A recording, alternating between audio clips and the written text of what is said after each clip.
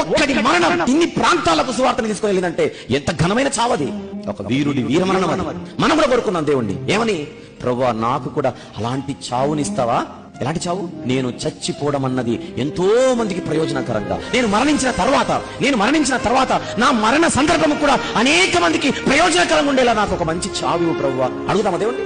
నా మరణం అనేక మందిని వెలిగించేలా ఉండేలా, నా మరణం అనేక మందిలో విశ్వాసాన్ని నింపేలా, నా మరణం అనేక మంది విశ్వాసాన్ని బలపరిచేలా, ఒక కార్య రూపం దాల్చినట్లుగా నాకు అంత గొప్ప మరణాలు ప్రభువా.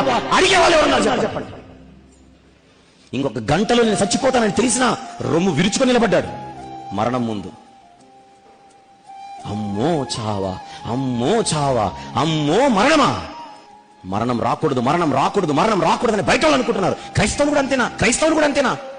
ఇంట్లో ఎవరైనా చనిపోతే దేవుడు మంచోడు కాదు. క్రైస్తవుల కుటుంబాలు